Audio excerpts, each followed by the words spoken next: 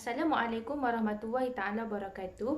Nama saya Nurul Husna binti Muhammad Petrus, nombor matrik 050189 daripada kos ISM Usuluddin semester 6B. Pada hari ini saya akan menerangkan sifat ma'ani menurut Ahli Sunnah wal Jamaah, menurut Mu'tazilah dan juga menurut Ahli Falsafah.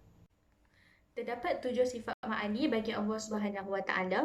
Yang pertama kudrah, yang kedua iradah, yang ketiga ilmun, yang keempat hayat, yang kelima sama', yang keenam basar, yang ketujuh kalam. Sifat ma'ani menurut golongan yang pertama iaitu golongan Ahli Sunnah wal Jamaah. Ahli Sunnah wal Jamaah mengatakan bahawa Allah Subhanahu Wa Taala itu zatnya adalah esa, bermakna zat Allah ini tidak berbilang-bilang. Maka Ahli Sunnah wal Jamaah mengatakan sifat ma'ani ini ianya bukanlah zat tetapi ia merupakan sifat yang mana sifat ini memerlukan kepada zat kerana sifat tidak boleh hidup bersendirian tanpanya zat. Maka dengan itu Ahli Sunnah wal Jamaah menyandarkan 7 sifat ma'ani ini kepada zat Allah Subhanahu Wa Taala yang mana sifat Allah Subhanahu Wa Taala dan zatnya ini adalah kekal abadi. Oleh itu Ahli Sunnah wal Jamaah mengatakan Allah Subhanahu Wa Taala ini Maha berkuasa dengan sifat kudrah. Allah Subhanahu Wa Taala Maha berkehendak dengan sifat iradah. Allah Subhanahu Wa Taala Maha mengetahui dengan sifat ilmun. Allah Subhanahu Wa Taala Maha hidup dengan sifat hayat. Allah Subhanahu Wa Taala Maha mendengar dengan sifat sama'. Allah Subhanahu Wa Taala Maha melihat dengan sifat basar dan Allah Subhanahu Wa Taala Maha berkata-kata dengan sifat kalam. Di mana Ahlussunnah wal Jamaah ini menyandarkan 7 sifat ma'ani Allah Subhanahu Wa Taala ini kepada zat Allah yang satu. Seterusnya sifat ma'ani menurut golongan kedua iaitu Mu'tazilah. Mu'tazilah bersepakat dengan Ahlussunnah wal Jamaah yang mengatakan bahawasanya Allah Subhanahu Wa Taala ini zatnya adalah esa iaitu zat Allah ini tidak berbilang-bilang. Maka dengan itu berkenaan sifat ma'ani ini Mu'tazilah mengatakan bahawa sifat ma'ani ini adalah zat. Sifat ma'ani ini bukannya sifat.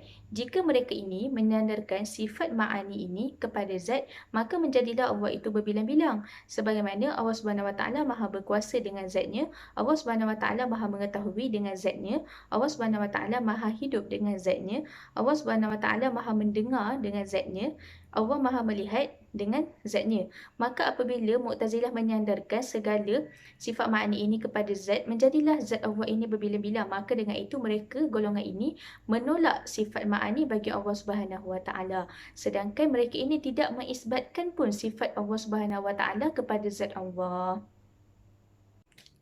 Sebagaimana yang kita tahu, slide sebelum ini menerangkan 5 sifat ma'ani menurut golongan Mu'tazilah. Mereka mengatakan sifat ma'ani ini adalah zat, bukannya sifat. Akan tetapi berkenaan 2 sifat ma'ani ini pula, Mu'tazilah berpendapat bahawa Allah Subhanahu Wa Taala yang mencipta sifat ini. Sifat yang pertama adalah sifat iradah, iaitu Allah Subhanahu Wa Taala Maha berkehendak dengan sifat iradah yang diciptakan oleh Allah Subhanahu Wa Taala ini. Maka sifat iradah yang diciptakan oleh Allah Subhanahu Wa Taala ini tidak tahu di mana, iaitu bermaksud sifat iradah Allah ini tidak bertempat. Yang kedua ialah sifat kalam. Allah Subhanahu Wa Taala Maha berkata-kata dengan sifat kalam yang diciptakan oleh Allah Subhanahu Wa Taala. Maka dengan itu, sifat kalam yang dicipta oleh Allah Subhanahu Wa Taala ini terdapat pada benda-benda yang tidak bernyawa, iaitu makhluk yang tidak bernyawa.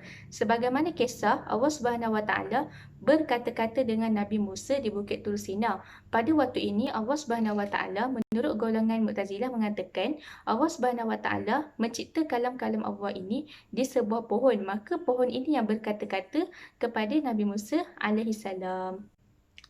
Sifat ma'ani menurut golongan ketiga iaitu golongan ahli falsafah. Ahli falsafah bersependapat dengan Mu'tazilah yang mengatakan bahawasanya sifat ma'ani ini adalah zat, bukannya sifat. Berkenaan sifat kalam bagi Allah Subhanahu Wa Taala, ahli falsafah mengatakan bahawa Nabi Muhammad merupakan seorang individu yang berada di tingkatan yang tertinggi di sisi Allah. Maka dengan itu Allah Subhanahu Wa Taala telah mencipta dalam diri Nabi Muhammad SAW mendengar kalam-kalam yang tersusun daripada Allah. Maka kalam yang diciptakan oleh Allah dalam diri Nabi Muhammad ini bukanlah kalam yang zahir, akan tetapi ianya ibarat sebagai mimpi. Macam bila mana kita bermimpi, kita dapat melihat seseorang itu ada dalam mimpi kita, tetapi secara zahir tidaklah berada secara realitinya. Dan kalam yang dicipta oleh Allah Subhanahu Wa Taala ini adalah logik bagi pendapat ahli falsafah kerana Nabi Muhammad juga mampu untuk melihat perkara gaib seperti syurga dan neraka, maka mereka mengatakan bahawa logiklah untuk Allah mencipta kalam yang tersusun ini kepada Nabi Muhammad dan Nabi Muhammad pula mendengar kalam ini. Dan dengan kalam ini juga Nabi Muhammad SAW mengetahui kehendak Allah Subhanahu Wa Taala. Kalam ini juga boleh didengari oleh Nabi Muhammad sama ada dalam keadaan sedar ataupun tidak sedar. Yang terakhir sekali ialah hujah Imam Al-Ghazali menolak pandangan Mu'tazilah, yang mana kita mengetahui bahawa Mu'tazilah mengatakan sifat ma'ani ini adalah zat bukannya sifat. Maka dengan itu secara tidak langsung Mu'tazilah telah menafikan sesuatu zat itu mempunyai sifat. Menurut Imam Ghazali dan juga Ahli Sunnah wal Jamaah, Mu'tazilah ini adalah satu golongan yang sesat dan pandangannya juga adalah sesat kerana sesuatu zat mempunyai sifat, di mana jika ada sifat adanya mausuf, ada mausuf adanya sifat. Sebagaimana kita mengatakan seseorang itu alim, jika kita mengatakan dia alim, dia tidak lari daripada dua perkara. Yang pertama, zat ini mengetahui, maka itu adalah mausuf, dan zat ini telah ada padanya ilmu, iaitu sifat. Sama juga dengan Allah Subhanahu Wa Taala. Jika kita menerima bahawa Allah Subhanahu Wa Taala ini Tuhan yang Maha mengetahui, maka ini adalah zat Allah, maka ia adalah mausuf. Maka kita juga perlu mempercayai bahawa adanya sifat ilmu bagi Allah Subhanahu Wa Taala. Ilmu itu merupakan sifat. Wallahu a'lam. Assalamualaikum warahmatullahi taala wabarakatuh.